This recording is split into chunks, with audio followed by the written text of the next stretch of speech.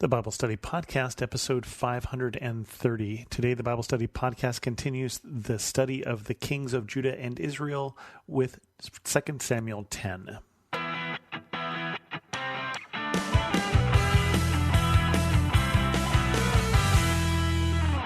Welcome to the Bible Study Podcast. I'm your host, Chris Christensen. I said we had 3 episodes of Good King David. We have 4. I forgot about this particular chapter. We'll get into David and Bathsheba next week, so put a pin in that. But first, David defeats the Ammonites. And as we read this story, I want you to think about how many problems are caused by a leader's foolishness, by thinking that everybody thought the same way that he did, or by taking the advice that everybody thinks the same way.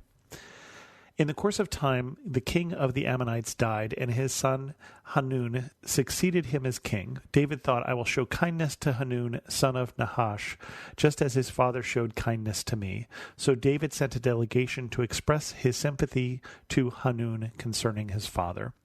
When David's men came to the land of the Ammonites, the Ammonite commanders said to Hanun their lord, Do you think David is honoring your father by sending envoys to you to express sympathy? Hasn't David sent them to you only to explore the city and spy it out and overthrow it?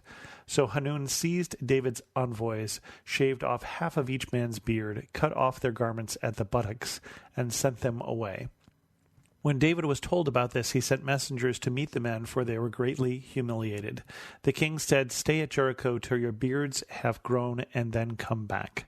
When the Ammonites realized that they had become obnoxious to David, they hired 20,000 Aramean foot soldiers from Beth-rehob and Zobah, as well as the king of Maacah with 1,000 men, and also 12,000 men from Tob. On hearing this, David sent Joab with the entire army of fighting men. The Ammonites came out and drew up in battle formation at the entrance of their city gate, while the Arameans of Zobah and Rehob and the men of Tob and Maacah were by themselves in the open country. Joab saw that there was battle lines in front of him and behind him. So he selected some of the best troops in Israel and deployed them against the Arameans. He put the rest of the men under the command of Abishai his brother and deployed them against the Ammonites. Joab said, If the Arameans are too strong for me, then you are to come to my rescue. But if the Ammonites are too strong for you, then I will come to rescue you. Be strong and let us fight bravely for our people and the cities of our God. The Lord will do what is good in his sight. Then Joab and the troops with him advanced to fight the Arameans, and they fled before him. When the Ammonites realized that the Arameans were fleeing, they fled before Abishai and went inside the city. So Joab returned from fighting the Ammonites and came to Jerusalem. After the Arameans saw that they had been routed by Israel, they regrouped. Hadadezer had Arameans brought from beyond the Euphrates River, and they went to Helam with Shobach, the commander of Hadadezer's army, leading them. When David was told of this, he gathered all Israel, crossed the Jordan, and went to Helam.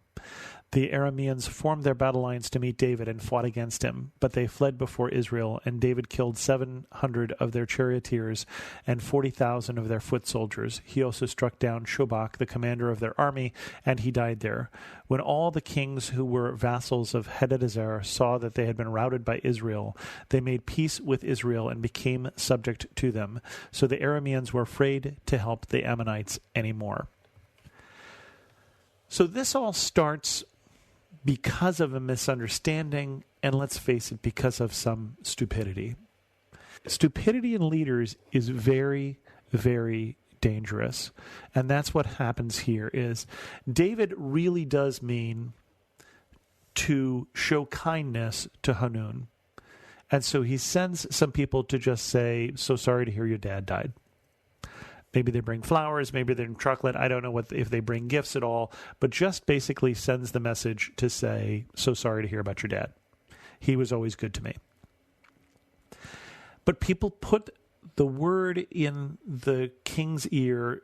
Do you think that David really means to honor him? Now, David should have a reputation by this time of being a pretty good man of his word. And also being someone you don't want to cross, because remember, God has been fighting for him, and everywhere he went, there's been success. So before you start doing this stupid, almost sophomoric prank, we're going to shave off half their beards and expose their buttocks. I mean, it's like frat boys are in charge of the country. It's a stupid idea that's going to get 40,000 people killed. You just think maybe you ought to pause and think about what you're doing. He gets some very bad advice, and he makes a very bad decision. And then he compounds his bad decision, right? He could have, when he realizes that he has done something terrible, he could have sent messengers instead to David and say, I'm sorry, we got this very bad advice. My generals were saying that you were just trying to spy out the land. I apologize. Here's a gift. Remember how when David goes and asks of Nabal to get some payment because they've been protecting his flocks, and Nabal sends back the messengers and insults them, but Abigail intercedes with David and says, hey, I brought food, so sorry, my husband's an idiot. Let's forget about this terrible thing that happened. The king had a chance to do that. Instead, he can't admit that he was wrong, and so he compounds his mistake and goes and gets other people, goes and gets 3 other countries to fight against David, all because he took some bad advice and made a bad decision. Right? We're going to get 40,000 people killed because of a bad decision. The effect of a bad decision in a leader, especially a leader who has so much power, is multiplicative. One bad decision times another bad decision gets just worse and worse. And so they go and they fight. It's interesting that we don't get David going the first time. We get David sending out Joab, and that's going to be interesting. Put a pin in that for next week. But David sends out Joab and his brother. Remember, there used to be 3 brothers. One of them was killed in that infighting that happened between Judah and Israel. But he and his brother split the army in half. One's going to fight one, and one's going to fight the other. Well, the problem is that the Arameans have heard all of the wonderful success that David and his army has had. And so they don't stand. They basically draw up battle lines. They're going to fight, and they see that David and his army aren't running away, so they run away. And it's not unwise to run away when the army that you're fighting has been having such great success. And then Hadadezer goes and gets some other Arameans to fight against David. So now the error is even compounded because it's not just the Ammonites who are fighting David, but the Arameans, even after they've fled, come and fight again and lose more men.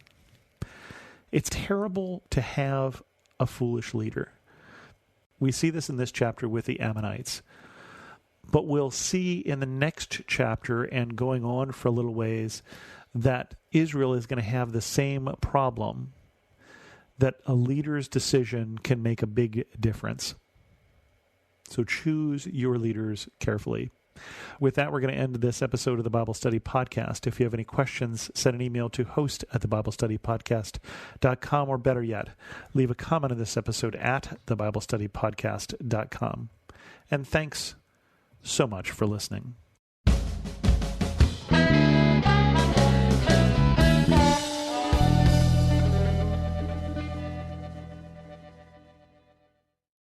Looking for inspiration and uplifting stories of faith? Welcome to the Jesus Calling Stories of Faith podcast, now available on Life Audio. Join us each week for heartfelt conversations and personal stories from people from all walks of life that will inspire you and lift your spirit. Whether you're seeking comfort, motivation, or just a moment of peace, the Jesus Calling Stories of Faith podcast offers a beautiful reminder of faith and hope. Listen to the Jesus Calling Stories of Faith podcast on lifeaudio.com or wherever you find your podcasts.